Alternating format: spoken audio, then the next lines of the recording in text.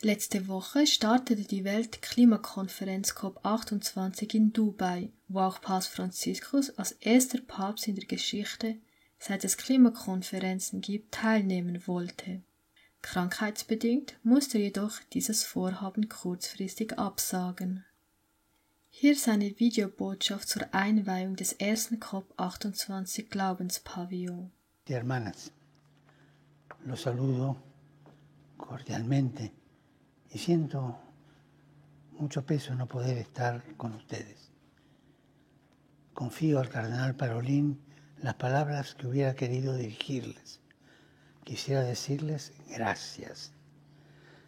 Gracias porque han realizado por primera vez un pabellón religioso dentro de una COP. Y gracias porque esto atestigua la voluntad de trabajar juntos. Hoy el mundo tiene necesidad de alianzas que no sean contra alguien, sino a favor de todos. Y es urgente que las religiones, sin caer en la trampa del sincretismo, den el buen ejemplo, trabajando juntas no por los propios intereses o los de una parte, sino por los intereses de nuestro mundo. Y dentro lo más importante son la paz y el clima. Demos ejemplo como representantes religiosos para mostrar que un cambio es posible, para manifestar estilos de vida respetuosos y sostenibles, y pidamos encarecidamente a los responsables de las naciones que en la casa común sea preservada. Nos lo piden en particular los pequeños, los pobres, cuyas oraciones llegan hasta el trono del Altísimo.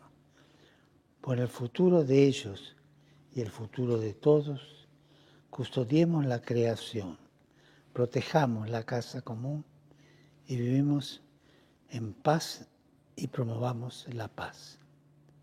Gracias. Franziskus fehlt zwar an dieser Klimakonferenz, doch der Vatikan ist dennoch präsent durch seinen Staatssekretär Kardinal Parolin. In einer vorbereiteten Rede, die der Staatssekretär des Vatikans, der italienische Kardinal Pietro Parolin, vorlas, sagte Papst Franziskus: Die Zerstörung der Umwelt ist eine Beleidigung Gottes, eine Sünde, die nicht nur persönlicher, sondern auch struktureller Natur ist.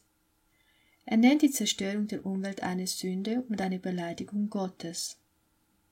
In dem Buch Vom Schatten zum Licht wird uns gesagt, dass der große Betrüger Satan, und wir wissen, dass Satan der Drache, die Macht ist, die hinter Rom, dem Papsttum, steht, den Menschen einreden wird, dass Menschen Gott durch die Missachtung der Sonntagsfeier beleidigen und dass diese Sünde die Katastrophen herbeigeführt hätte. Seht ihr den Zusammenhang? Mit der Zerstörung der Umwelt würde man Gott beleidigen, sagt der Papst, und das sei eine Sünde. Hier ist uns gesagt, dass Satan den Menschen einreden wird, dass wir durch die Missachtung der Sonntagsfeier Gott beleidigen und diese Sünde die Katastrophen herbeigeführt haben. Also Gott beleidigen gleich eine Sünde, die Staaten müssen endlich handeln. Spricht man nicht auch immer wieder von ökologischen Sünden oder ökologischer Sünde?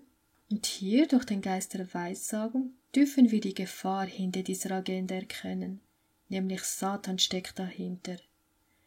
Es ist sein ausgeklügelter Plan und das Papsttum ist das Werkzeug, das seine Pläne promotet.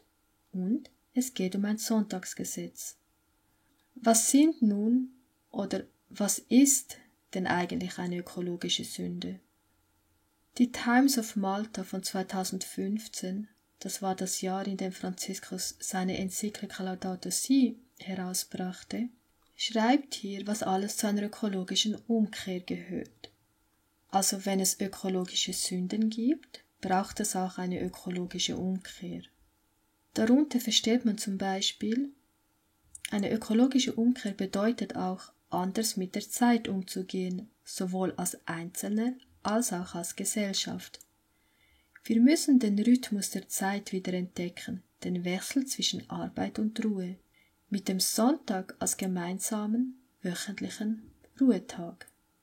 Wenn ihr also von ökologischer Umkehr, Umweltsünden, Klimawandel und dergleichen hört, vergisst niemals, dass zur Lösung dieses herbeigeführten Problems, hinter dem Satan steckt, sich die Sonntagsheiligung verbirgt. Hast du schon einmal von dem 7-Jahresplan des Papstes zur völligen Nachhaltigkeit gehört? 2021 hat Franziskus eine 7-jährige Laudato Si-Plattform ins Leben gerufen, die darauf abzielt, Gemeinden zu helfen, völlig nachhaltig im Sinne einer oder besser gesagt seiner ganzheitlichen Ökologie zu werden. Dieser 7-jährige Plan, wird erklärt, umfasse 3 Phasen, wobei das erste Jahr den 3 grundlegenden Aufgaben des Gemeinschaftsaufbaus, der gemeinsamen Nutzung von Ressourcen und der Ausarbeitung konkreter Pläne zur Verwirklichung der 7 Laudato Si-Ziele gewidmet sei, und die folgenden 5 Jahre werden konkreten Aktionen gewidmet, während das letzte Jahr dieses Projekts das Sabbatjahr sein wird, um Gott zu loben und ihm zu danken. Wenn das erste Jahr im Mai 2021 begann, müsste demnach das 7. Jahr und somit das Sabbatjahr im Mai 2027 beginnen. Ich frage mich, wie Sie dieses letzte Jahr von diesem 7-Jahresplan gestalten werden oder wofür und auf welche Weise Sie dann Gott loben möchten. Und heißt seine Enzyklika-Erweiterung nicht auch Laudate Deum, lobe Gott? Werden wir vielleicht sehen, dass Sie in diesem Sabbatjahr Gott mit einem weltweiten Sonntagsgesetz loben werden? Gegenwärtig befinden wir uns also sozusagen in der Mitte dieses 7-Jahre-Planes, in dem es um die Umsetzung konkreter Aktionen geht. Franziskus sagt auch bereits in der Vergangenheit, dass die katholische Soziallehre grundlegend dafür sei für die Bewältigung weltweiter Probleme. Spannend, nicht? Papst Franziskus sagte, dass die katholische Soziallehre von grundlegender Bedeutung sei für die Heilung der Probleme, mit denen die Welt heute konfrontiert ist.